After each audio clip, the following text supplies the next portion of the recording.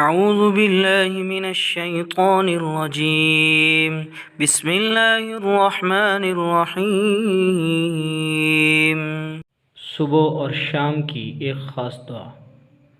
حضرت عثمان رضی اللہ تعالیٰ عنہ فرماتے ہیں کہ رسول اللہ صلی اللہ علیہ وسلم نے فرمایا ہے کہ جو بندہ صبح شام 3 مرتبہ یہ کلمات پڑھ لیا کرے تو اسے کوئی چیز ضرر نہ پہنچائے گی۔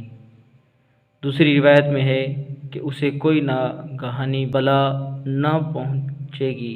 وہ کلمات یہ ہیں: بسم اللہ الذی لا یضر مع اسمہ شیء فی الارض ولا فی السماء وہو السمیع العلیم۔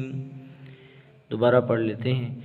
بسم اللہ الذی لا يضر مع اسمه شيء في الأرض ولا في السماء وهو السميع العليم۔